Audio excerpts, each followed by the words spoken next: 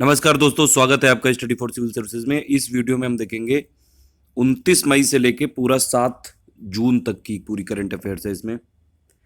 तो ये देखिए, हमने मई से चालू किया था, पूरा मई के चारों वीक का मैंने आपको दे दिया था, और अभी ये मई के जो लास्ट के 3 दिन है और जून का जो फर्स्ट वीक है उसकी करंट अफेयर है टोटल।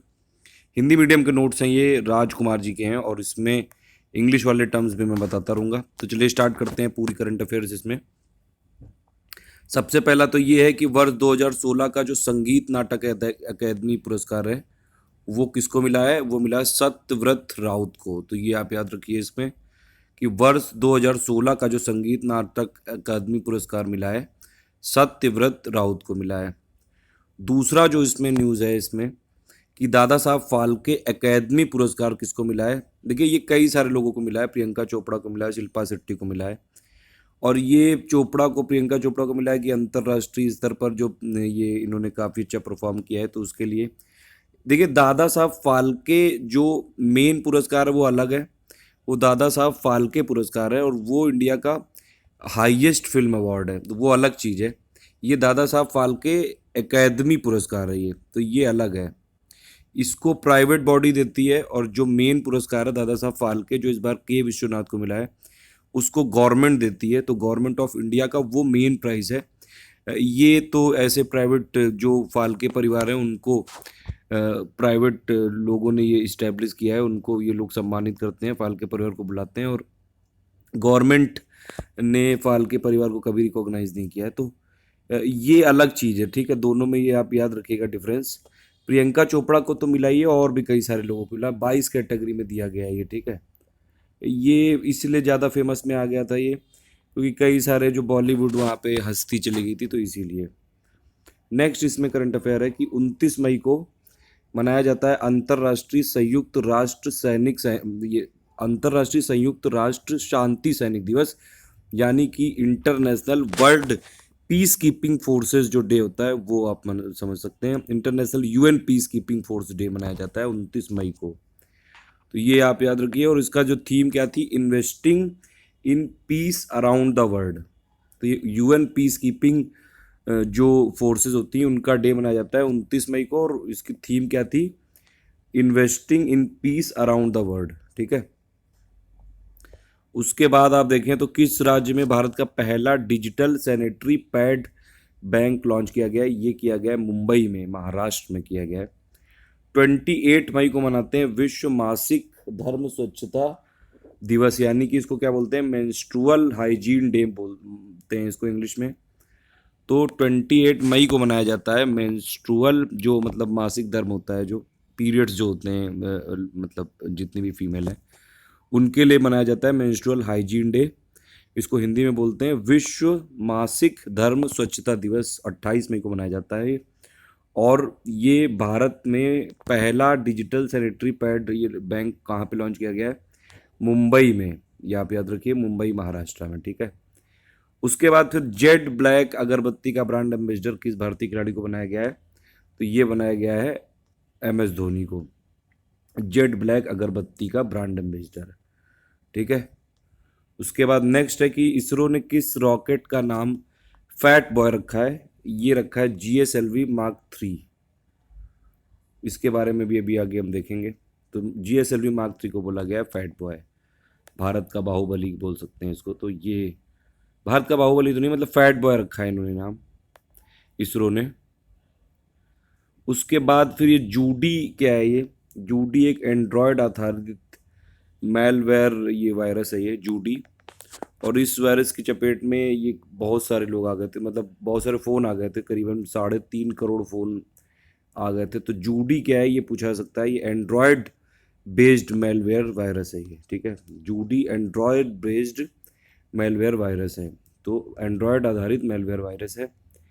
फिर नेक्स्ट है कि किस राज्य में हवाई जहाज इंजन रिपेयर केंद्र बनाया जाएगा? ये बनाया जाएगा हरियाणा में, हिसार में। तो हवाई जहाज इंजन रिपेयर केंद्र कहाँ बनाया जाएगा? हिसार में बनाया जाएगा, हरियाणा में। उसके बाद है कि किस खिलाड़ी को यूरोपियन गोल्डन शू अवार्ड प्रदान किया गया? तो ये मिला है लियोनल मेसी को, बार्सिलोना के लियोनल मेसी को ये मिला है। चौथी बार अवार्ड मिला है ये, यूरोपियन गोल्डन शू अवार्ड मिला है ये, ठीक है। फिर नेक्स्ट है कि गन्ना विभाग द्वारा कितने मृदा परीक्षण लैब स्थापित किए जाएंगे। मृदा परीक्षण मतलब जो सॉइल टेस्टिंग यहाँ पे होगी, कि क्या क्या प्रॉपर्टीज़ हैं, क्या क्या कमी है, कौन सा मतलब एन चाहिए कि पी चाहिए कि वो नाइट्रोजन, फॉस्फोरस और वो जो फर्टिलाइजर होते हैं एनपीके। तो 400 ये बनाए जाएंगे ऐसे लैब, याद रखिएगा। जो सॉइल टेस्टिंग की जो स्कीम चालू की थी गवर्नमेंट ऑफ इंडिया ने, कि मतलब मेन फोकस यही है कि सॉइल को जो ज़रूरत हो, जो भी मृदा को ज़रूरत हो, उसी हिसाब से फर्टिलाइज़र डिज़ाइन किया जाए, उसी हिसाब से फर्टिलाइज़र दिया जाए। ये नहीं कि बस आप हमेशा नाइट्रोजन वाले फर्टिलाइज़र, यूरिया बेस्ड फर्टिलाइज़र ही करते जाएं, और जो उसकी प्रोडक्टिविटी है, सैलिनिटी, वो कम होती जाएगी और सैलिनिटी बढ़ती जाएगी। उसके बाद है फिर ये एक रिपोर्ट आई है, इंस्टीट्यूट फॉर इन्वायरमेंट स्टडीज़ की रिपोर्ट है ये, और ये नीदरलैंड की संस्था है, इंस्टीट्यूट फॉर इन्वायरमेंट स्टडीज़। इस संस्था के अनुसार ग्लोबल वार्मिंग के कारण ये सदी के अंत तक, यानी कि 2100 तक, जितने भी बड़े शहर हैं पूरी दुनिया भर में, उनके तापमान में 8 डिग्री तक वृद्धि हो सकती है। मतलब बहुत बड़ी न्यूज़ है ये तो। इंटरनेशनल इंस्टीट्यूट फॉर ये इन्वायरमेंट स्टडीज़ की रिपोर्ट है ये। 8 डिग्री तक वृद्धि हो सकती है, जबकि पेरिस में जो क्लाइमेट डील हुई थी 2015 में, उसमें बोला गया था कि 1.5 डिग्री पर रखने की ये लोग बात कर रहे हैं, और यहाँ पे ये रिपोर्ट आ रही है कि 8 डिग्री तक हो जाएगी। त्राहिमाम हो जाएगा फिर तो। फिर ये उलान बातार कप का आयोजन किस देश में किया जाएगा? ये किया जाएगा मंगोलिया में। उलान बातार वैसे भी मंगोलिया की कैपिटल है ये, और इस कप में 10 सदस्यीय भारतीय टीम भाग लेगी, और इसकी अगुवाई करेंगे देवेंद्र सिंह। फिर ये कुछ नियुक्तियां हैं, जैसे कि राष्ट्रीय अनुसूचित जाति आयोग जो है ये, इनके ये अध्यक्ष किसको बनाया गया है? रामशंकर रामशंकर कठेरिया को बनाया गया है ये।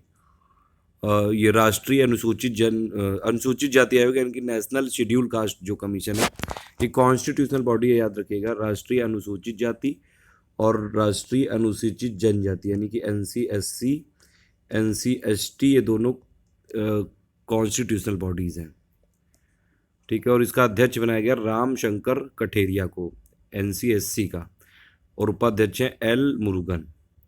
फिर राष्ट्रीय अल्पसंख्यक आयोग जो है, नेशनल कमीशन फॉर माइनॉरिटीज़ है, ये स्टैट्यूटरी बॉडी है। ये 1993 में जो एक्ट के थ्रू बनाई गई थी, ये कॉन्स्टिट्यूशनल बॉडी नहीं है ये। और इसके अध्यक्ष कौन है? सैयद गयूरल हसन रिजवी हैं ये। उपाध्यक्ष बनाए गए जॉर्ज कुरियन केरल के। देखिए, माइनॉरिटीज़ अगर आप देखें, इंडिया में 6 माइनॉरिटीज़ हैं इस समय, आपको पता भी होंगी शायद।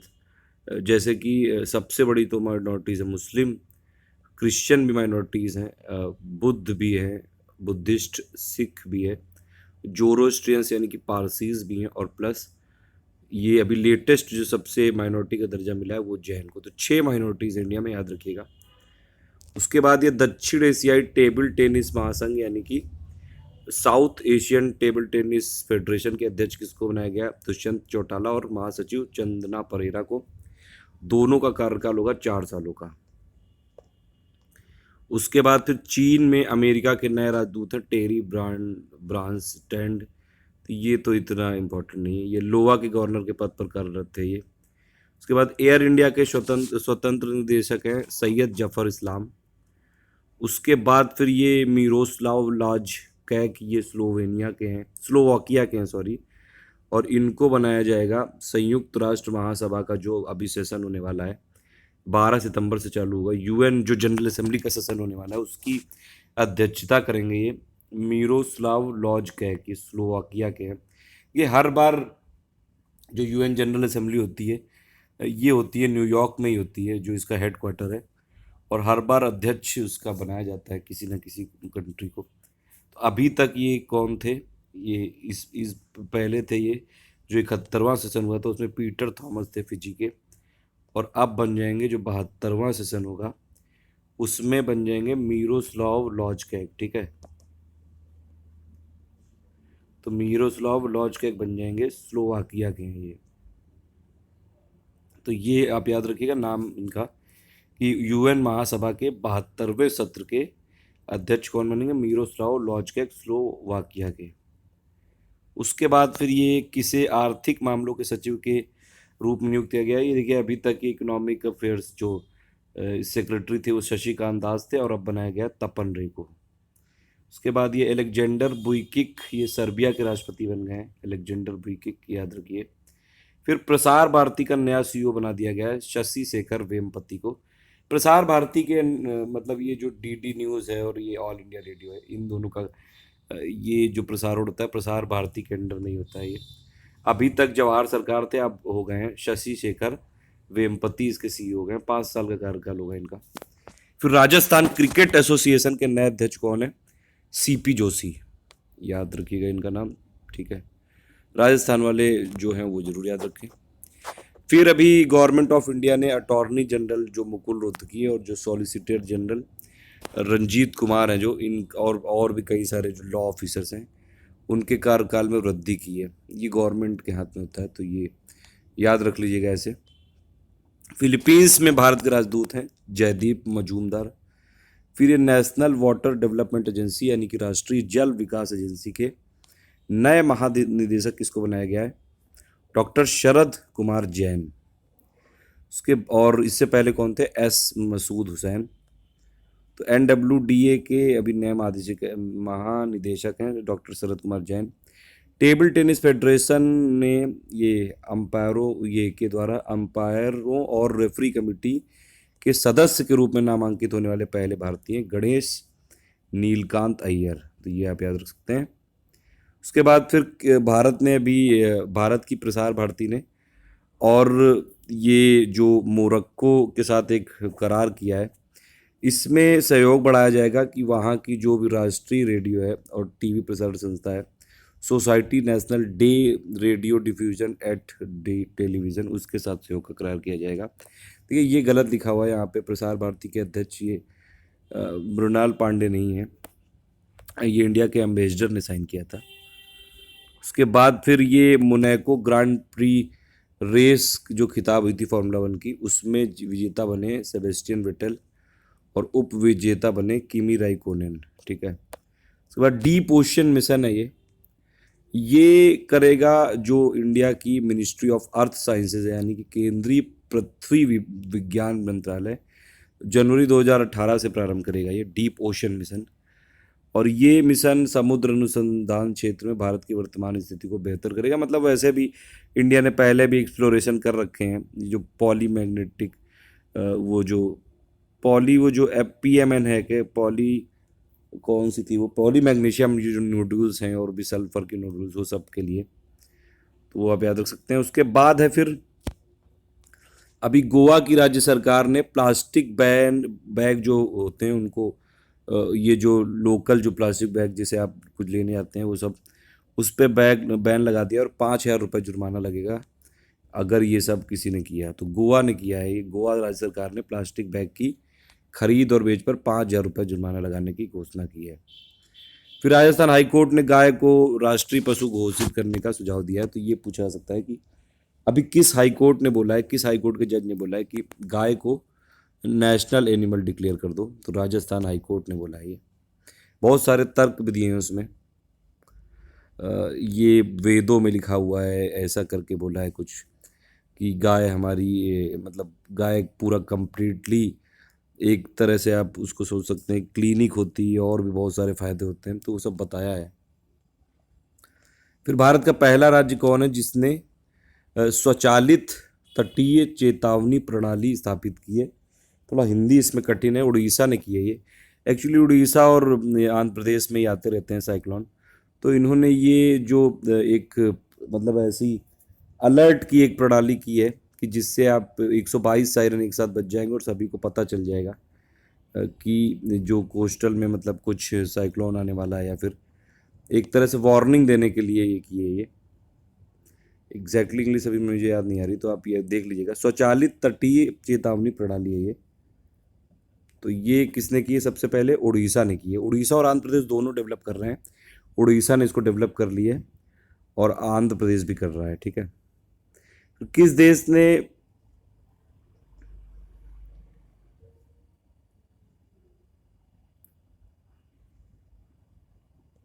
मतलब कुल मिला के आप ये समझ लीजिए उड़ीसा ने डिजास्टर वार्निंग के लिए एक टेक्निक अभी डेवलप कर ली है, सबसे पहला राज्य बन गया उड़ीसा। ठीक है, अमेरिका फिर ये है कि किस देश ने अभी भारत के साथ ये एलएनजी के एक्सपोर्ट के लिए मंजूरी प्रदान की है, तो अमेरिका ने की है। अमेरिका वैसे भी उसका गैस का प्रोडक्शन बढ़ता जा रहा है और नेट ये एक्सपोर्टर बन गया है अमेरिका। उसके बाद फिर 70th कांस फिल्म फेस्टिवल हुआ था फ्रांस में, ये आप याद रख सकते हैं, इसमें कुछ कुछ फैक्ट इसमें। हाँ, ये 70th जो कांस फिल्म फेस्टिवल हुआ था फ्रांस में, उसमें कुछ मेन जो चीज़ें हैं कि जैसे फिल्म कौन सी थी उसमें जो बेस्ट थी, वो थी द स्क्वायर, इसने जीता है कांस फिल्म का। अभिनेता किसको मिला है, ये मतलब फिल्म का जो अवार्ड होता है बेस्ट फिल्म का, पॉल में डियोर करके अवार्ड होता है, पामे डियोर करके। द स्क्वायर को मिला है, अभिनेता का मिला है बेस्ट एक्टर का जोक्विन फिनिक्स का, और ये मिला है You Were Never Really Here के लिए। अभिनेत्री का मिला है डायने क्रूजर को इन द फेट के लिए। निर्देशक यानी कि डायरेक्टर का मिला है सोफिया कोपोला को द बिगुइल्ड करके एक मूवी उसके लिए। तो ये याद रख सकते हैं, इतना इम्पोर्टेंट तो हो भी सकता है, फिल्म का तो जरूर याद रखिए, पामे डियोर अवार्ड करके द स्क्वायर को मिला है। फिर अभी देखिए जो मोदी जी कई बार यात्राएं करते रहते हैं, तो अभी एक पीएमओ ने रिपोर्ट जारी की है कि पीएम मोदी जी ने 3 सालों में 45 देश घूम लिए हैं, करीबन 3.5 लाख किलोमीटर घूम लिया है, और 119 दिन तक इन्होंने लगातार, मतलब 119 दिन तक टोटल यात्रा में बिताया, यानी कि जो इनका टोटल कार्यकाल है वो करीबन 1095 दिन का था, उनमें से 119 दिन ये ट्रैवल पर रहे बाहर, करीबन 10%। तो मतलब मेन यही कि जो गवर्नमेंट ऑफ इंडिया है, ये इनकी जो फॉरेन पॉलिसी है उसको बहुत ही एग्रेसिव फॉरेन पॉलिसी अडॉप्ट कर रहे हैं, तो ये जगह जगह इनको जाना पड़ता है, और ये सब चीज़ें पीएमओ में बताई गई हैं, रिपोर्ट जो है ये इनकी। फिर नेक्स्ट है कि किस राज्य पुलिस ने साइकिल गश्ती दल प्रारंभ किया, ये किया है दिल्ली पुलिस ने, चेन स्नेचर्स को रोकने के लिए और भी जो घटनाएं होती रहती हैं। फिर 31 मई को मनाते हैं वर्ल्ड नो टोबैको डे, और इसका थीम क्या था, tobacco a threat to development. तो ये आप याद रखिएगा, ये इंपॉर्टेंट है कि वर्ल्ड नो टोबैको डे का थीम क्या था, tobacco a threat to development. और भी इसमें बहुत सारा डेटा दिया हुआ है कि कितनी जीडीपी लॉस होती है, ये सब चीज़ें। फिर अभी दवा की बिक्री के लिए, मतलब उसको सोचा एकदम नियमबद्ध करने के लिए सरकार ने एक चालू करने को की थी, ई प्लेटफॉर्म के लिए बोला था ये, और उसमें बोला था कि 1% शुल्क लिया जाएगा जो भी केमिस्ट होंगे, ताकि ये जो ई प्लेटफॉर्म है उसका मेंटेनेंस किया जा सके। तो इसके लिए फिर ये स्ट्राइक भी चल रही थी, और ये लोग ये कह रहे थे कि मतलब स्ट्राइक जो हो रही थी केमिस्ट की, वो इसीलिए हो रही थी, ये आप याद रखिएगा। 1% वो कह रहे थे कि हम क्यों दें। फिर ये सेंट्रल गवर्नमेंट ने बोला है कि ये 1 रुपये का नया नोट फिर से आ जाएगा, और ये 1994 में बंद कर दिया गया था, लेकिन फिर से आ रहा है ये। देखिए 1 रुपये के नोट में जो साइन होते हैं वो फाइनेंस सेक्रेटरी के होंगे, शशिकांत दास के, तो ये आप याद रखिएगा। 1 रुपये से जो ऊपर वाले नोट्स होते हैं उसमें आरबीआई के गवर्नर के होते हैं साइन। फिर ये कुछ ऑबिट्यूरी निधन है, ये याद रख लीजिए।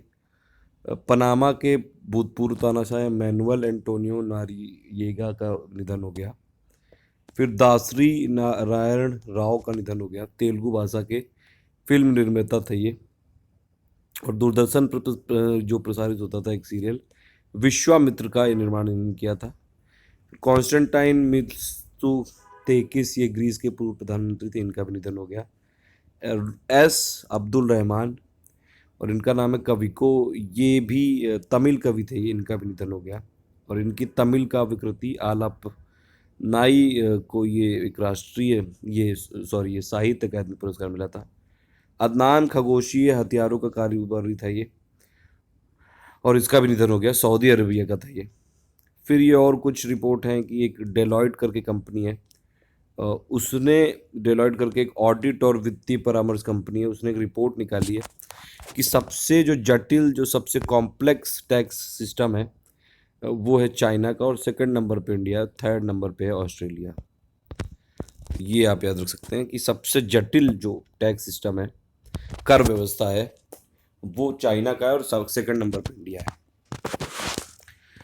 फिर उसके बाद ये देखिए जो म्यांमार में रोहिंग्या मुस्लिम्स के खिलाफ कई बार ह्यूमन राइट वायलेशन होते रहते हैं, उसके लिए संयुक्त राष्ट्र मानव अधिकार परिषद ने एक कमेटी बनाई है और ये 3 सदस्यीय कमेटी होगी, जांच करेगी। और इसके 3 जो लोग हैं अध्यक्ष हैं, इंदिरा जयसिंह हैं, इंडिया की हैं, और राधिका कुमार स्वामी है श्रीलंका की, क्रिस्टोफर डोमिनिक सिडोटी ये हैं ऑस्ट्रेलिया की। देखिए रोहिंग्या मुस्लिम्स को जनरली म्यांमार में जो गवर्नमेंट है वहाँ की वो भी नहीं मानती है, और ज़्यादातर वहाँ पे बुद्धिस्ट पॉपुलेशन ही है। तो वहाँ पे कुल मिला के रोहिंग्या जैसे आप देखें तो ये आज़ादी के इतिहास के टाइम पे ब्रिटिशर्स के टाइम पे उनको वहाँ बसाया गया था, ये बांग्लादेश से। तो इसीलिए रोहिंग्या की प्रॉब्लम बहुत दिनों से चल रही है, और कई बार आप सुनते रहते होंगे कि बहुत ज़्यादा इनके ऊपर एट्रॉसिटीज़ होती रहती हैं। बहुत ये तो ये एक तो वहाँ की जो मतलब आंग सान सू की सरकार है, उनसे भी इन लोगों को उम्मीदें थी, तो वो उन्होंने भी एकदम से कोई ऐसा सपोर्ट नहीं किया रोहिंग्या मुस्लिम्स को। फिर ये मोरा क्या है, ये बंगाल की खाड़ी में आया चक्रवाती तूफान है, और ये जो नाम मोरा है ये थाईलैंड ने दिया था। मोरा का मतलब होता है समुद्र का तारा, तो ये आप याद रख सकते हैं। बे ऑफ बंगाल में आया था ये साइक्लोन। फिर ये सोलर प्रोब, ये प्लस क्या है, सोलर प्रोब प्लस ये अभियान नासा भेज रहा है ये, और ये सूर्य के वातावरण और उसकी संरचना का अध्ययन करेगा।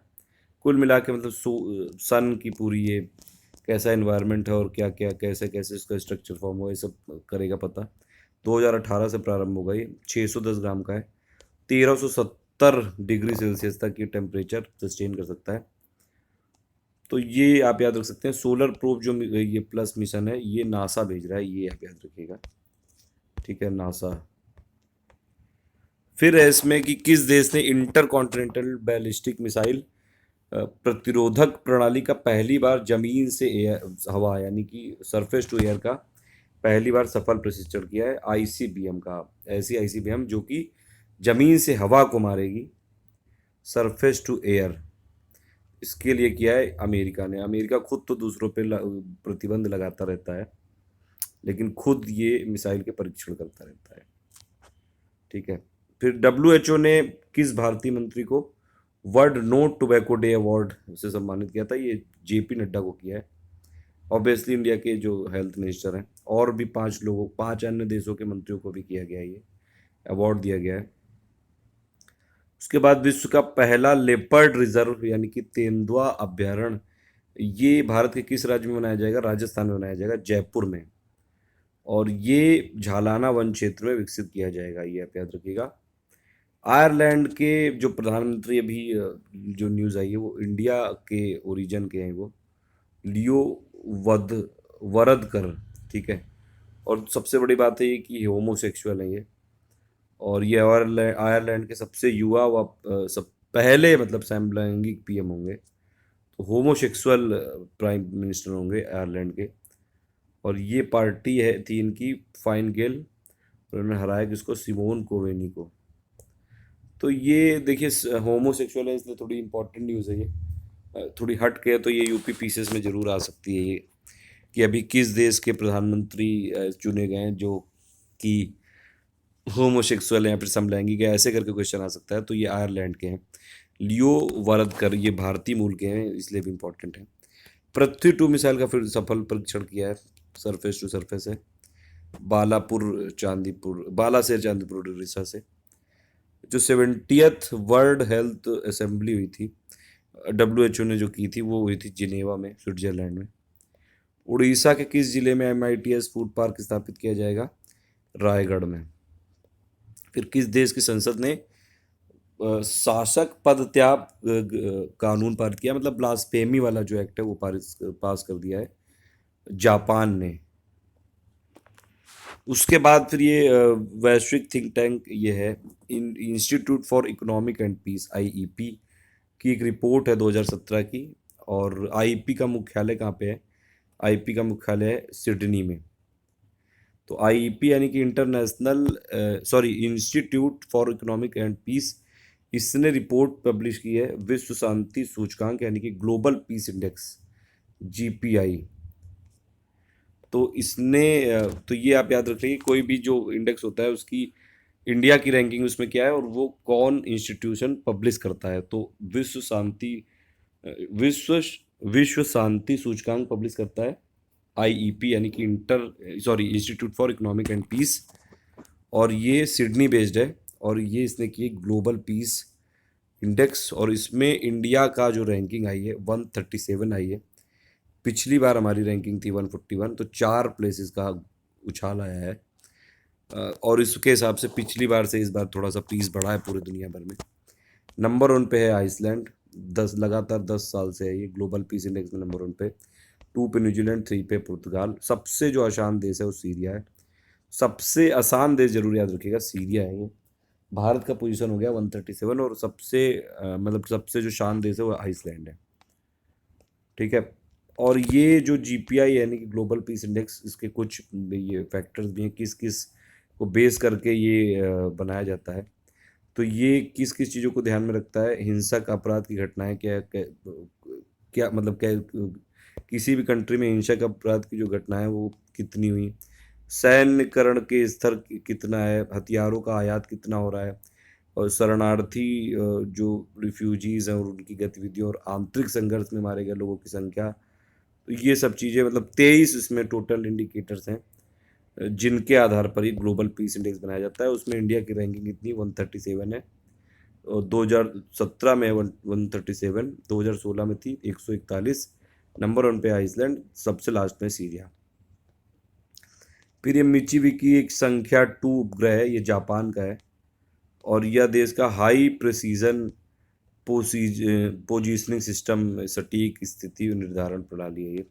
मतलब कुल मिला के मिचिबिकी संख्या 2 उपग्रह है जापान का।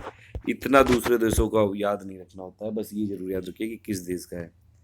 फिर तेलंगाना सरकार ने अभी एक टी वॉलेट लॉन्च करने के लिए किसके साथ साझेदारी की है, मतलब कुल मिलाकर डिजिटल जो ट्रांजेक्शन उनको प्रमोट करने के लिए, डिजिटल पेमेंट्स को। फाइनेंशियल टेक्नोलॉजी स्टार्टअप ट्रांजेक्शन ये एनालिस्ट्स से की है। ये इसमें एक ये हो गया था इसमें कि टी वॉलेट इन्होंने की तेलंगाना गवर्नमेंट ने, लेकिन एक इनका नहीं आ रहा था, और जो ऐप में जनरली होता रहता है ये जो इनका मतलब गवर्नमेंट ऑथेंटिकेटेड ऐप है वो नहीं आ रहा था टॉप पे। तो लोगों ने एक प्राइवेट कंपनी है कोई टी वॉलेट, उसने भी उसी नाम से कर दिया था उसी दिन, तो उसका ऐप लॉन्च करना चालू कर दिया। तो इसीलिए गवर्नमेंट बात भी कर रही है। देखिए आप ये देखे भी होंगे कई बार, अगर आपने एनसीईआरटी की कोशिश की होगी तो एनसीईआरटी का जो पॉपुलर जो गवर्नमेंट ऑथराइज्ड ऐप है ई पाठशाला, वो नंबर 1 पे नहीं आता है। जब आप एनसीईआरटी डालो गूगल प्ले में, नंबर 1 पे आता है वो प्राइवेट है। अब वो लोग ये लोग मतलब फ़ायदा उठाते हैं जब तक अभी ये सब रेगुलेशन नहीं हो रहा है इस पर। फिर बीसीसीआई प्रशासक पद से, यानी कि बीसीसीआई एडमिनिस्ट्रेटर पद से इस्तीफा दे दिया रामचंद्र गुहा ने। चीन का सबसे सख्त साइबर सुरक्षा कानून 1 जून 2017 से होगा ये इफेक्टिव। ठीक है। 1 जून को होता है अंतर्राष्ट्रीय दुग्ध दिवस, इंटरनेशनल मिल्क डे होता है ये। और ये दूध के लिए एक गिलास उठाओ इस बार इसका थीम था। तो ये आप याद रखिएगा, अंतर्राष्ट्रीय जो मिल्क डे होता है, इंटरनेशनल मिल्क डे होता है 1 जून को। इंडिया में मिल्क डे ये मनाया जाता है, राष्ट्रीय मिल्क दिवस 26 नवंबर को मनाया जाता है इंडिया में, भारत में। और ये जो है ये इंटरनेशनल वाला, इसका विषय क्या था, दूध के लिए एक गिलास उठाओ। और ये विश्व भर में मतलब दूध की उपयोगिता के बारे में बताएंगे, उनसे क्या क्या लाभ होते हैं ये सब बताएंगे। और ये एफएओ यानी कि फूड एंड ये संयुक्त राष्ट्र खाद्य और फूड एंड एग्रीकल्चर ऑर्गेनाइजेशन जो है, संयुक्त राष्ट्र खाद्य और कृषि संगठन ने 2001 से मनाना चालू किया है। तो इन पूरे मतलब इंटरनेशनल मिल्क डे कब होता है, 1 जून को होता है। और जो इसमें इंडिया में जो ये मिल्क डे होता है, राष्ट्रीय मतलब नेशनल मिल्क डे होता है 26 नवंबर को, दोनों आप याद रखिएगा। इंटरनेशनल मिल्क डे होता है 1 जून को, और नेशनल मिल्क डे होता है 26 नवंबर को। फिर ये नेक्स्ट न्यूज़ है इसमें कि इसरो ने किस प्रमुख डेयरी उत्पाद उपक्रम के साथ पशुओं के चारे की पैदावार के उपग्रह प्रौद्योगिकी की मदद से आकलन के लिए समझौता किया। तो अमूल के साथ ही किया है। ठीक है। फिर नेक्स्ट है इसमें कि किस स्थान की मेट्रो ने भौगोलिक विवरण के लिए गूगल मानचित्र के साथ समझौता किया। तो ये मुंबई मेट्रो ने किया है। फिर है अमेरिका की में एक स्पेलिंग बी प्रतियोगिता होती है और उसकी विजेता बनी है अनन्या विनय। 12 वर्षीय है ये।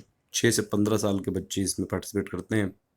हर बार होती है ये 13वीं बार ऐसा हुआ है कि लगातार भारतीय मूल के शख्स ने ये जीता है। इसमें प्रोनाउंसिएशन कुछ वर्ड्स का होता है तो वो इन्होंने एकदम करेक्टली किया था।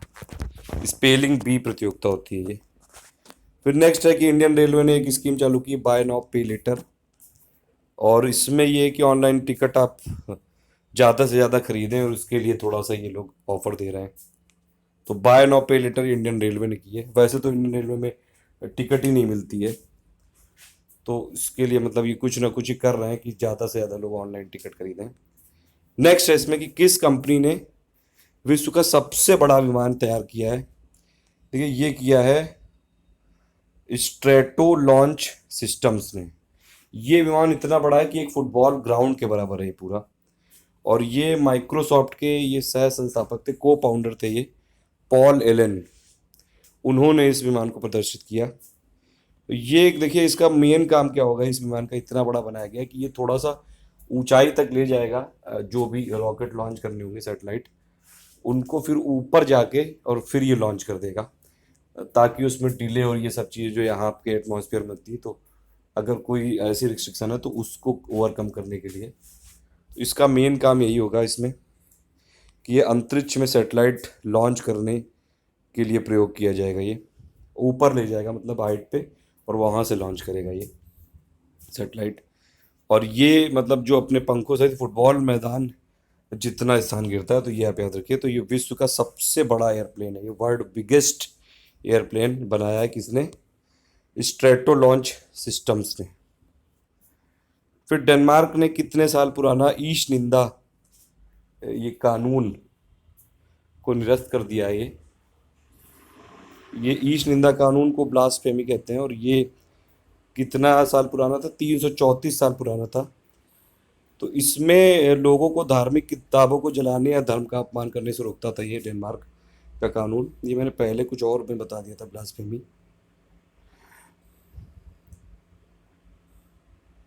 ये शासक पद त्याग ये ब्लास्फेमी नहीं है, ये अलग चीज़ है। तो ये आप याद रखिएगा, ब्लास्फेमी अलग चीज़ है वो, ठीक है।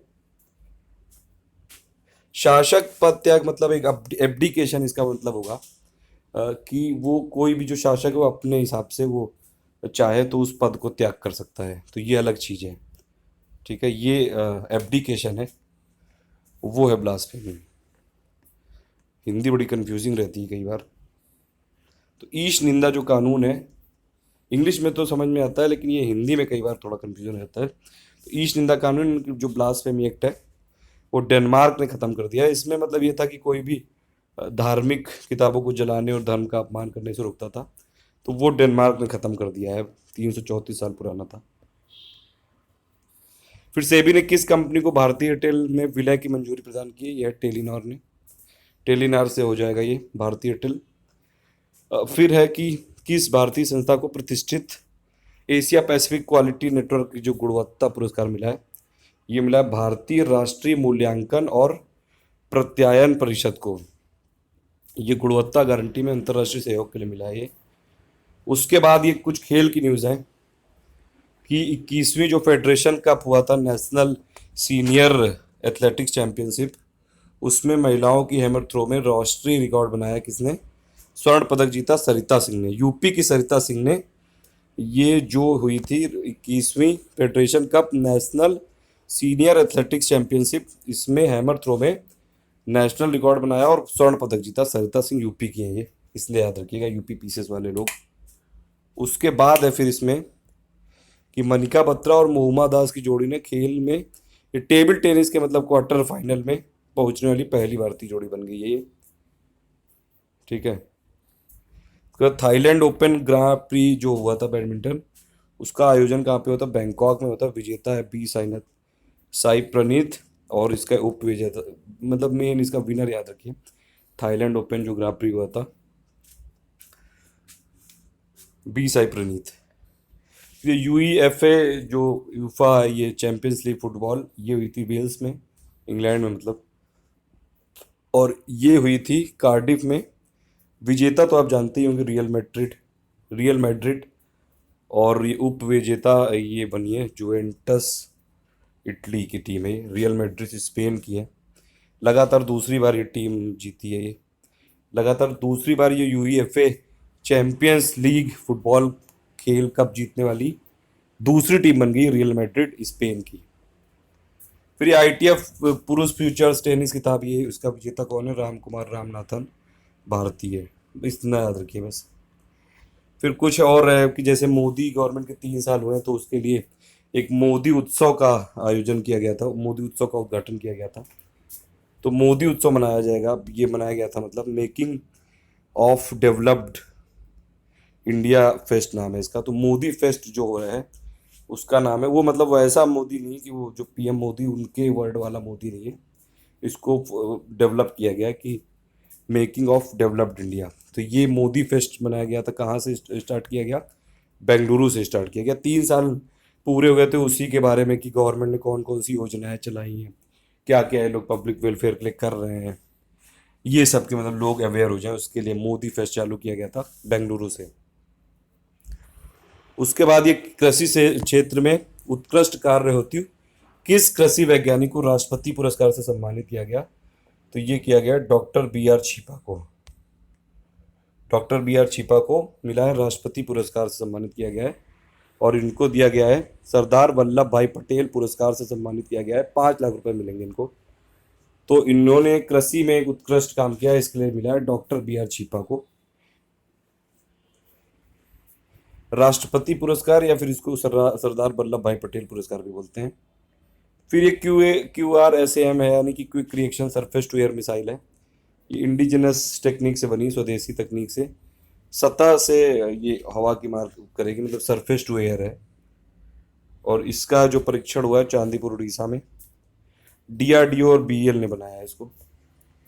सेबी ने फिर कॉर्पोरेट गवर्नेंस पर कितने सदस्यीय समिति गठित की है और इसकी अध्यक्षता किसे सौंपी गई है? तो सेबी ने कॉर्पोरेट गवर्नेंस के लिए 21 सदस्यीय कमेटी बनाई है, उसकी अध्यक्षता उदय कोटक को दी गई है। ठीक है, ये समिति सेबी को कॉर्पोरेट गवर्नेंस से जुड़े मुद्दों पर सलाह देगी। तो कॉर्पोरेट गवर्नेंस के लिए जो कमेटी बनी है उसके अध्यक्ष कौन है? उदय कोटक। सेबी ने बनाई 21 सदस्यीय। उसके बाद है कि ये फायर बॉल है, ये FIREBALL है, ये फायर बॉल है ये। और ये चीन का मेलवेयर है, ये कंप्यूटर वायरस है, चाइना की कोई प्राइवेट कंपनी है उसका है ये। और ये वायरस पूरी दुनिया भर में 25 करोड़ कंप्यूटरों को अपनी चपेट में ले चुका है। मतलब एक तरह से चाइना ने पूरी दुनिया को हार्म पहुंचाया है ये। इसमें सबसे ज़्यादा जो प्रभावित देश है वो भारत है, और सेकंड नंबर पे ब्राज़ील है। फिर मणिपुर के किस गांव को जैव विविधता विरासत स्थल के रूप में घोषित किया गया है? ये किया गया है डाइलोंग गांव को। ठीक है, बायोडाइवर्सिटी हेरिटेज स्थल के रूप में इनको किया गया है डाइलोंग गांव को। और गांव को जैव विविधता अधिनियम यानी कि बायोडाइवर्सिटी एक्ट जो 2002 है, उसकी धारा 37(1) के तहत जैव विविधता विरासत स्थल के रूप में घोषित किया गया है। फिर एक महास्वयं वेब पोर्टल बनाया है महाराष्ट्र गवर्नमेंट ने। ये एक तरह से कनेक्टिविटी वाला पोर्टल है कि जिसको भी नौकरी चाहिए और या फिर जो नियोक्ताओं हैं और ये जो प्रशिक्षण संस्थान है उनको कौशल विकास और रोजगार के बारे में पूरी जानकारी दी गई है। महास्वयं, महा मतलब महाराष्ट्र। फिर नेक्स्ट है इसमें कि किस संस्था ने मतलब आधार डेटा लीक होने के लिए के बाद आधार डेटा की सुरक्षा हेतु नई गाइडलाइन जारी की है, वो कि इलेक्ट्रॉनिक्स एंड और इंफॉर्मेशन टेक्नोलॉजी मंत्रालय ने और केंद्र सरकार ने। फिर नेक्स्ट है कि ये भी देखिए अमेरिका ने जो बोला है कि ट्रंप ने बोला है, डोनाल्ड ट्रंप ने, कि पेरिस जो क्लाइमेट डील से उससे अमेरिका विड्रॉ कर रहा है। वो मैंने बताई भी थी पूरी डिटेल में, आप देख लीजिएगा उसको, पूरा उसमें डिटेल में बताया हुआ है क्या क्या क्यों कर रहा है ऐसा। वो बोल रहा है कि हमारे यहाँ जॉब लॉस हो जाएगा, चाइना को फ़ायदा हो रहा है, इससे इंडिया को फ़ायदा हो रहा है, US का कोई फ़ायदा नहीं हो रहा है, हम अपनी अलग कोई डील बनाएंगे, ये सब बातें हुई हैं। फिर नेक्स्ट है कि किस देश ने विश्व की सबसे तेज रफ्तार लिफ्ट एलिवेटर निर्मित की है? चाइना ने की है, चीन ने। फिर ये जनवरी से मार्च तक 2017 की अगर जो क्वार्टर था उसके दौरान भारत की जीडीपी ग्रोथ कितनी रही? 6.1%। फिर ये देखिए एक और न्यूज़ है कि कौन सा देश भारत को पिछाड़कर विश्व का सबसे तेजी से उभरती अर्थव्यवस्था वाला देश बन गया? वो चाइना, 6.9। तो चाइना और इंडिया में ये जनरली चलता है। एक दो साल पहले तक इंडिया हो गया था, सरपास कर लिया था इंडिया ने, फिर से चाइना हो गया है, क्योंकि ये लास्ट जो क्वार्टर की हमारी जो जनवरी से मार्च 2017 की जो ये जीडीपी ग्रोथ है 6.1% रही है। उसके बाद अगर आप देखें टोटल जो फाइनेंशियल ईयर 2016-17 के लिए जो जीडीपी आर्थिक वृद्धि दर रही है वो 8% से घटकर कितनी होगी? 7.1%। ठीक है। और ये जो डेटा है गवर्नमेंट ने दिया था 31 मई को। फिर संयुक्त राष्ट्र महासभा ने किस ये 5 देशों को नॉन परमानेंट मेंबर बनाया? देखिए जो UNSC United nation security council, इसमें 15 मेंबर होते हैं, 5 होते हैं उसमें परमानेंट, P5 जिनको बोलते हैं। उसमें यूके है, यूएस है, चाइना है, फ्रांस है, रशिया है, और बाकी 10 मेंबर होते हैं। वो 2-2 साल के लिए उनका टर्म होता है, और उन्हीं में से 5 ये नए चुने गए हैं non permanent. Cote d'Ivoire, और दूसरा है ये इक्वेटोरियल गिनी, कुवैत, पोलैंड और पेरू। तो इसमें कोशिश करते हैं कि हर कॉन्टिनेंट से का रिप्रेजेंटेशन रहे। तो इन जो 5 देशों का कार्यकाल 1 जनवरी से होगा। फिर है किस राज्य में कचरा पृथक्करण अभियान का शुभारंभ किया गया है? ये किया गया है नई दिल्ली में। ठीक है, कचरा पृथक मतलब सेपरेट किया जाएगा। शंघाई कॉरपोरेशन ऑर्गेनाइजेशन की बैठक अभी कहाँ पे हो रही है? अस्ताना में हो रही है, कजाकिस्तान में, जिसमें पाकिस्तान और इंडिया को मतलब फाइनल मेंबरशिप दे दी जाएगी 2 साल की प्रोसेस के बाद। जियोनी इंडिया एक अलग कंपनी है, एक है Xiaomi XIAOMI और एक है जियोनी GIUNEE। तो वो उसके एम्बेसडर बने हैं किसको? कौन? प्रभास, जानते ही होंगे आप प्रभास को। तो फिर एडीबी और पीएनबी ने एक $100 मिलियन का ये ऋण समझौता किया, और इसमें देश भर में जितने भी औद्योगिक और वाणिज्यिक भवन है उन पर लगाई जाने वाली सौर छत प्रणालियों को ये फाइनेंस प्रदान किया जाएगा। एक बुक लिखी है, जैसे मोदी गवर्नमेंट ने अपना मोदी फेस्ट लॉन्च किया था बेंगलुरु से, अभी मैंने बताया था आपको। हाँ, तो बेंगलुरु से इन्होंने मोदी गवर्नमेंट ने अपने 3 साल के उपलक्ष्य में ये किया था। तो इस वैसे ही एक ये बुक लॉन्च की है जो कांग्रेस ने मतलब अपोजिशन ने 3 साल पूरे होने पे सरकार को घेरने के लिए, उसका नाम है राष्ट्रीय सुरक्षा पर आँच। ये आप याद रख सकते हैं। फिर अभी इंडियन आर्मी के 4 जो जवान हैं उन्होंने बिना ऑक्सीजन सिलेंडर के माउंट एवरेस्ट को फतेह कर लिया। तो ऐसा करने वाली वो विश्व की पहली टीम बन गई है। 4 जवानों के नाम लिखे हुए हैं, नाम तो मेरे हिसाब से इतने इंपॉर्टेंट नहीं है, लेकिन उनके सम्मान के लिए ज़रूर पढ़ देते हैं। कुंचोक टेंडा है, ये केल चांग दोरजी भूटिया है, कालदेन पंजूर है, और सोनम फुंडसोक है।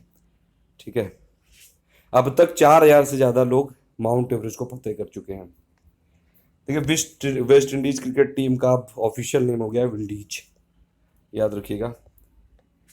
फिर भारत की पहली एकल महिला पेंशन योजना ये चालू की किस गवर्नमेंट ने? तेलंगाना गवर्नमेंट ने। 1,000 रुपये देंगे लोग, पर महीने देंगे, वित्तीय सहायता दी जाएगी। मतलब जो सिंगल हैं, जो डिवोर्सी हैं, या फिर जो जोगिनी हैं, उन सबको 1,000 रुपये दिया जाएगा, फाइनेंशियल असिस्टेंट देगी। तो ये तेलंगाना ऐसी पहली है, ये मतलब भारत की पहली ये एकल महिला पेंशन योजना है, और ये किसने चालू की? तेलंगाना ने। फिर ये कतर की जो क्राइसिस चल रही है उसमें यही है कि उसके ऊपर आरोप लगाए जा रहे हैं कि ये आतंकवादियों को ये राजनयिक संबंध ये है, मतलब सपोर्ट करता है कतर।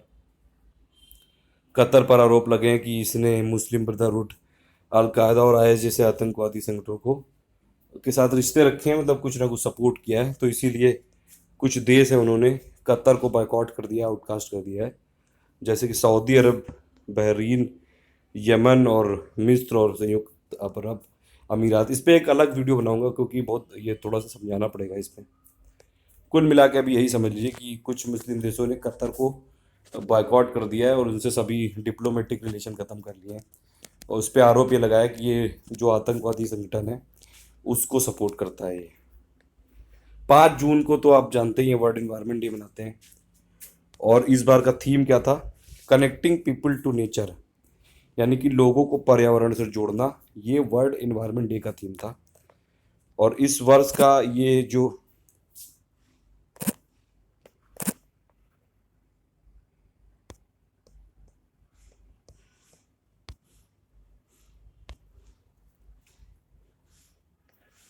इस वर्ष का जो ये विश्व पर्यावरण दिवस का आधिकारिक जो आयोजक देश घोषित हुआ है वो कौन हुआ है? कनाडा। ठीक है, तो पहला पर्यावरण दिवस ये मनाया जाएगा 5 जून 1974 को मनाया गया था मतलब। और इस बार जो आयोजक देश है वो है कनाडा। और इसका थीम क्या था? कनेक्टिंग पीपल टू नेचर, लोगों को पर्यावरण से जोड़ना। ठीक है, उसके बाद ये रेड इंक लाइफ अचीवमेंट, ये लाइफ टाइम अचीवमेंट अवार्ड दिया गया है विनोद दुआ को। और वर्ष का सर्वश्रेष्ठ पत्रकार का अवार्ड दिया गया है राज कमल झा को। फिर ये चीन के साथ एक 1200 मेगावाट की पन बिजली हाइड्रो इलेक्ट्रिक परियोजना ये समझौता किसने किया? नेपाल ने। आरबीआई ने कुछ बैंकों के लिए ये तत्काल सुधारात्मक कार्रवाई की शुरुआत की। देना बैंक, यूको बैंक और आईडीबीआई बैंक के लिए के ऊपर मतलब पनिशमेंट। फिर ये किस शहर में भारत की पहली सार्वजनिक साइकिल साझा परियोजना का शुभारंभ किया गया है? मैसूर में किया गया ये। फिर ऑक्सफोर्ड गरीबी और मानव विकास पहल की एक रिपोर्ट है, उसके हिसाब से भारत की मतलब विश्व में गरीब बच्चों में से जितने भी बच्चे हैं 31% जो गरीब बच्चे हैं वो भारत में ही रहते हैं। 2017 की रिपोर्ट है, उसमें 103 देश शामिल हुए थे। ऑक्सफोर्ड गरीबी और मानव विकास पहल इसका नाम है। ऑक्सफोर्ड पॉवर्टी मतलब है एंड ह्यूमन ऐसे करके इसका नाम होगा। तो इसमें मतलब पूरे दुनिया में जितने भी गरीब बच्चे हैं 31% सिर्फ इंडिया में ही हैं। तो बड़ी हालत खराब है। फिर ये किस राज्य में भारत की पहली ग्रामीण एलईडी स्ट्रीट लाइटनिंग परियोजना का शुभारंभ किया जाएगा? आंध्र प्रदेश में किया जाएगा। पहली रूरल लाइटनिंग स्कीम जो इंडिया की है वो किस स्टेट में की जाएगी? आंध्र प्रदेश में। फिर उदय एक्सप्रेस एक चलाएगी भारतीय रेलवे, ये जो बिजनेस क्लास के लिए चलाएगी, मतलब व्यापारी वर्ग के लिए चलाई जाएगी ये। फिर ये विश्व बैंक के अनुसार ये 2017 में भी इंडिया की जीडीपी ग्रोथ कितनी रहेगी? 7.2%। फिर एक और है कि big ideas for better India का सम्मेलन कहाँ आयोजित किया जाएगा? सिलिकॉन वैली में। और ये आयोजित कौन करेगा? Overseas volunteer for better India, ये लोग आयोजित करेंगे big ideas for better India. GSLV Mk 3 के लिए कुछ डिटेल दी हुई है, जैसे कि ये जो इस सेटेलाइट को क्या बोला गया? फैट बॉय बोला गया। परीक्षण कहाँ से हुआ था? ये श्रीहरिकोटा सतीश धवन से। और इसने GSAT-19 जो कि कम्युनिकेशन सेटेलाइट है, संचार उपग्रह है, उसको स्थापित किया। भारत का अब तक सबसे वजनी है रॉकेट ये। 3136 किलोग्राम था वजन, 5 जून को किया गया था। ठीक है, तो ये डिटेल आप याद रख लीजिए। फैट बॉयज को बोला गया है मैक 3D1। फिर इंटरनेशनल इंस्टीट्यूट फॉर ये मैनेजमेंट डेवलपमेंट, ये जो है ये वर्ल्ड कॉम्पिटिटिव सेंटर ने एक रिपोर्ट प्रकाशित की 2017 की।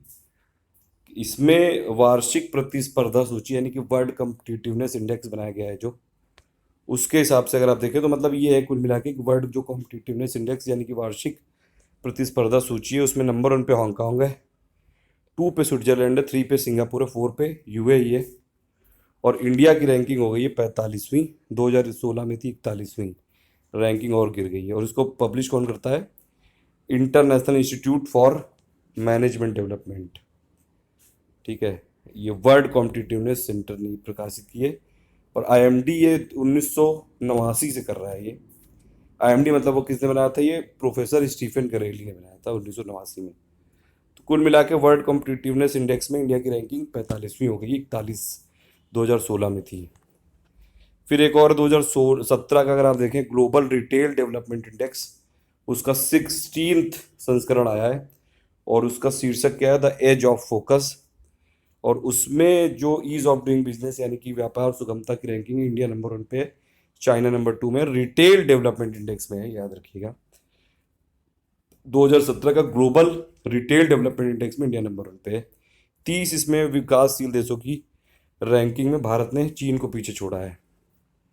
फिर एक बुक है the ministry of utmost happiness, Arundhati Roy ने लिखी है। ये यूपी स्पेशल है इसमें। फिर कि प्रांतीय जो चिकित्सा सेवा है यानी कि प्रोविंशियल जो मेडिकल सर्विसेज हैं उसमें डॉक्टरों की कमी पड़ रही थी, तो इसलिए योगी गवर्नमेंट ने वहाँ पे जो उनकी रिटायरमेंट एज है 60 से बढ़ा के 62 कर दी है। फिर उत्तर प्रदेश में मुख्यमंत्री मेधावी बालिका शिक्षा संवर्धन योजना ये शुरू किया जाएगा, और इस योजना के तहत जितने भी हाई स्कूल जो पास करेंगे उनको 1 लाख छात्राओं को 10,000 रुपये दिया जाएगा, और जो लोग इंटर पास करेंगे उनको 20,000 दिया जाएगा। पहले 30,000 दिया जाता था। ठीक है, तो ये जो इसका नाम क्या है, उत्तर प्रदेश में मुख्यमंत्री मेधावी बालिका शिक्षा संवर्धन योजना। तो ये खत्म होती है पूरी 29 मई से लेके 6 जून तक की यहीं पर करंट अफेयर, 6-7 जून तक की। बाकी फिर नेक्स्ट करेंगे 14 तारीख को। So thank you for listening, please do like and share. और काफ़ी देर से इसमें मैं कर रहा हूँ, एक चीज़ मुझसे गलत हो गई थी मैंने बता दी, वो जो मैंने बताया था अभी फिर से बता दे रहा हूँ, तो आप लोग कंफ्यूज मत होइएगा, मैं खुद कंफ्यूज हो गया था उसमें। जैसे ये वाला था जो